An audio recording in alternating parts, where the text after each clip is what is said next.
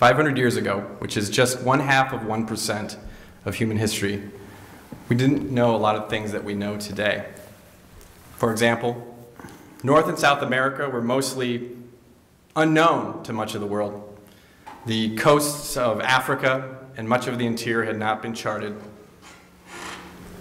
And Asia, to people in Europe, was essentially a land of legends, kind of a land that was so far away, a lot of people weren't even sure it existed. In 1510, this globe was made. It's one of the oldest known three-dimensional scale models of the planet Earth that still exists today. And off the east coast of Africa on this map, there's this phrase. And if you happen to speak Latin, I don't, it simply means this: here be dragons. Now there's a common misperception in the world that in the age of Christopher Columbus that everyone thought the world was flat. Well, that's not actually true. So I don't want to be responsible for spreading the belief that in the 16th century they thought there were dragons. But you see, on this globe, here be dragons, was actually had a double meaning. They didn't mean they were actual dragons, but dragons represented the unexplored, the unknown. In 1519, a 10-year-old boy, after the death of his parents, was put into the service of the Queen of Portugal. Through that, 15 years later, at the age of 25, he set out to try to circumnavigate the globe. So in 1519, Ferdinand Magellan set out with 237 men for a 3-year journey to try to be the first to go around the globe. Now, in that experience, they had to drink slimy water, times eat rats, try to avoid scurvy, and in a lot of cases, many of them faced death. They had big parchment maps that just got a little more puzzling the further west that they went. They had star charts and they navigated with compasses, and surprisingly, they didn't have any iPhones. They were off into the unknown. They were in search of those dragons. 18 of the 238 people lived. Magellan actually died. I don't know if you knew that. He didn't even make it all the way, though he gets credit for it. Died in the Philippines in a little skirmish. But what the expedition discovered was knowledge and experience. And it was considered one of the first most successful voyages of the Age of Discovery, which was, historians tell us, is between the 15th and the 17th century. So I was thinking about all this actually earlier this morning on my drive up, 110 miles in my air-conditioned car on a 4-lane concrete interstate. I had my iPod plugged in, playing literally like 2.5 years worth of music. I had my smartphone up on my dashboard, which was telling me not only the directions on how to get here, but it was also telling me, well, almost minute by minute, the weather update, the traffic update. I was drinking a Starbucks, you know, like a venti latte. Life was pretty good. You see, in our age today, the age of information is a little bit different from the age of discovery. Basically, all the information that they had in the age of Magellan, we now carry in our pockets. So the last 500 years, times have changed. All of the knowledge in the world that they had in the 1500s pretty much is available to you in your pocket. Seemingly everything on the world, you know, it seems everything's probably already been discovered. So I got to thinking, are there more dragons out there? Is there more to be discovered? So, like any good person in the information age, I did what y'all did. I decided that I would Google it. So I got on Google, went to the search, and I typed in dragons. This is what I found.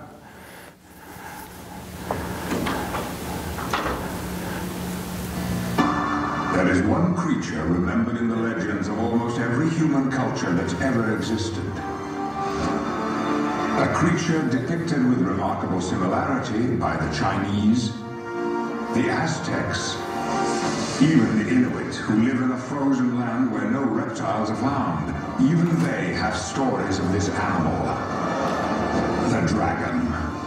Cultures from different continents, people who had no contact with one another, yet all of them have stories describing the same mythical animal. Could it be these stories were more than myth, What if we discovered that this creature that haunts our imagination had once been real? If dragons were real, then what were they really like? How did they fly, and how did they breathe fire? Why did they die out? To unlock these secrets, we'd need to find physical evidence. Evidence revealed by the slow retreat of a melting glacier.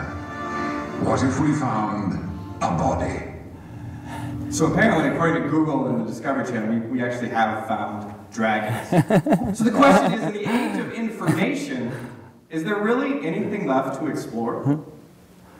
Well, the story on how I ended up here today to attempt, anyhow, to justify my life as a modern-day explorer begins a long time ago when I was a little kid growing up in Iowa. And like many of us in the audience, I had Big Sister.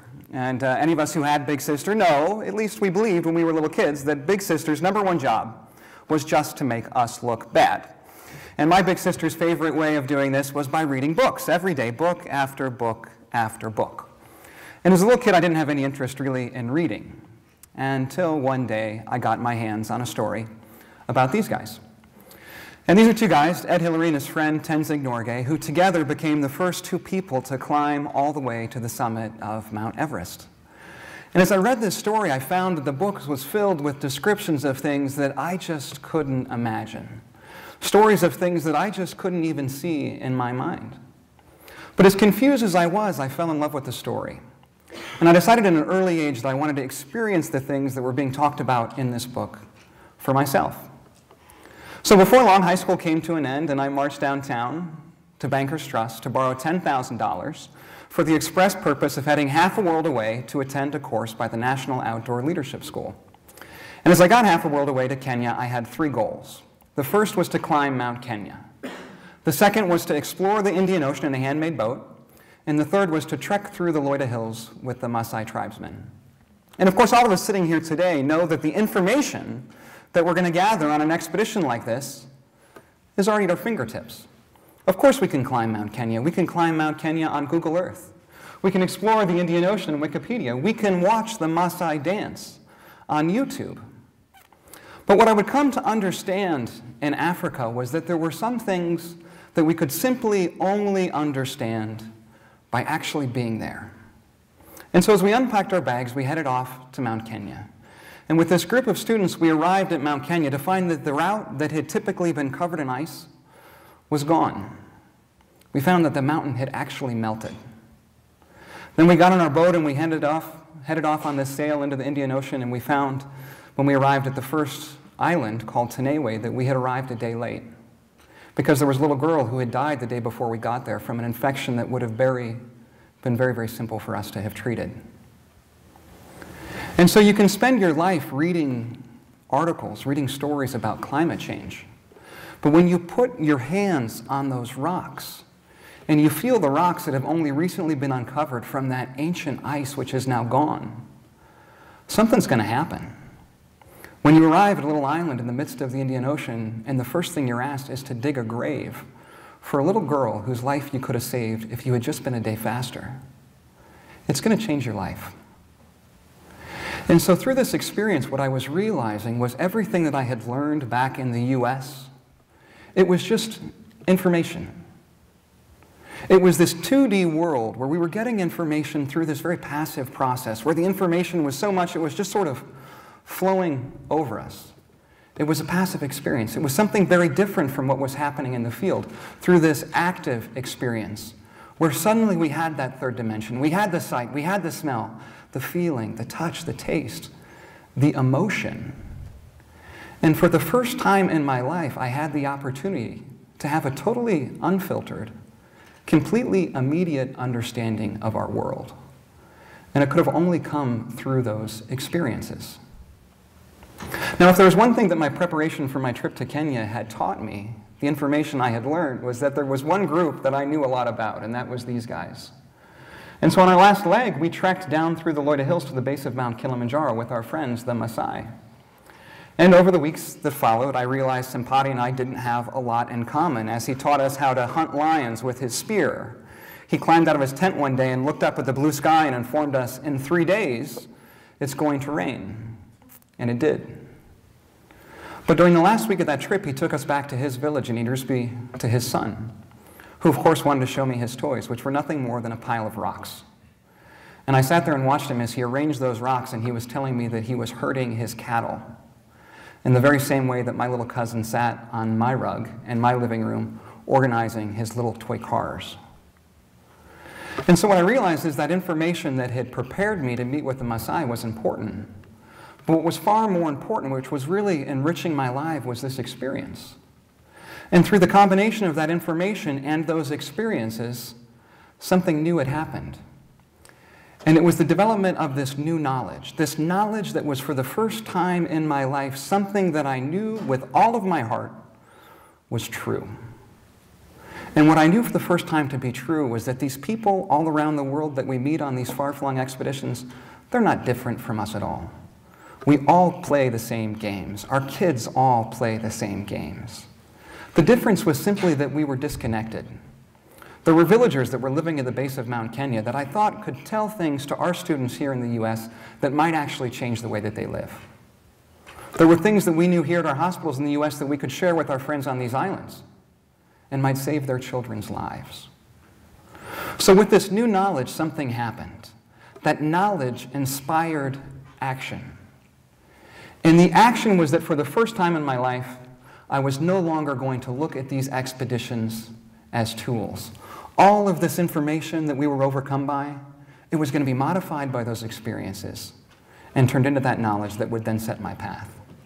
So I would then use these expeditions as a tool to make those global connections, to develop those synergies through the world, to take the information that they know and take for granted in the field and bring that back to the classroom, and take the things that we know here in the US and take it out into the field. And so that's the story on how my life began and the information that set me off on this path. But it was truly the experiences that allowed me to develop that new knowledge that created the action that sets the course for my compass today. So,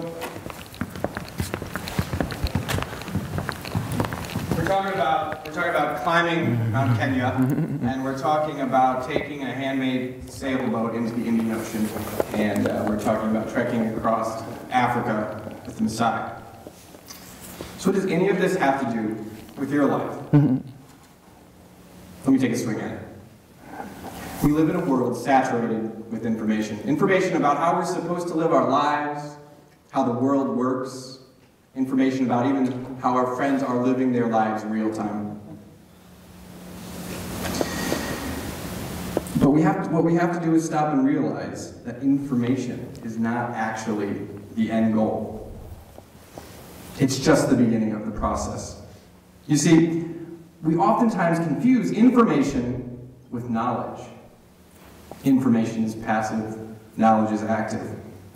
And we seem to be collecting more information than we could possibly ever consume. And the internet, for better or worse, has empowered so many people that are information-rich and experience-poor. The benefit of that is all of us have become very good at picking out the bullshitter in the crowd. Also, the information playing field is leveling. Everyone in the room here today, you all basically have access to most of the information that was ever generated in the history of humankind. And that information is now in your pocket. So the differentiator in this equation is actually experience. Now, to make this more applicable to yourself, let's massage the word experience a little bit. Experience could simply be participation, involvement, owning it, touching it, feeling it, being there. The differentiator is the experience. The value in this equation is not in the information, it's the knowledge and the subsequent action and opportunity that comes out of the knowledge. Knowledge inspires action. And it's Charlie's story. 1995, he set out on his first expedition. He certainly learned a lot of information about how the world works, but because of the experiences that he had, his knowledge of how the world worked changed him and fundamentally affected who he is and how he lives his life. In the age of Magellan, Magellan was seeking not just information, but knowledge. His dragons, if you will. But Magellan knew to make a name for himself and to make a difference that, well, frankly, he couldn't just sit on the shore and speculate about the existence of the New World. He had to get a ship, he had to raise the sails, and he had to go for it. There's a point where the information gathering just has to stop, and you have to move on to owning it, to being it, to experiencing it, to being a part of it. Now, TED. Here at this conference. TED is about ideas, and hopefully today you've heard some fantastic ideas, but you could spend your whole life writing ideas from TED conferences, and if you watch the videos, there's enough to last you a lifetime there too. But a notebook full of ideas from a TED conference, well, you know what that is? That's information. It doesn't have any value, really, until you put it into action. An idea doesn't have a worth until you put it into action. And so, the action is the most fundamental part that drives us to the edge of our maps. And it drives us to the edge of the maps in search of our dragons, yours and mine, whatever they might be. Thank you very much.